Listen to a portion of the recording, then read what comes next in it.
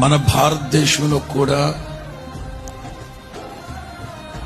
ఏదో జరగబోతా ఉందట. అంచేత 2-3 నెలలకు సరిపడా ఆహార ధాన్యాలు, చేతిలో ఉన్న డబ్బులు వెచ్చలివిడిగా ఖర్చు పెట్టుకోకుండా కాస్త పొదుపు అనే అదుపులో ఉండమని చెప్తుంది సెంట్రల్ గవర్నమెంట్. ఏం జరగబోతుందో తెలియదు. మొత్తం మీద మనం ప్రార్థన చేస్తున్నాం గనక ప్రభు సమస్త పరిస్థితులను అనుకూలంగా మార్చునుగాక. ప్రతికూలమైన ప్రతి పరిస్థితి యేసు నామములో ప్రభు అనుకూలపరచునుగాక.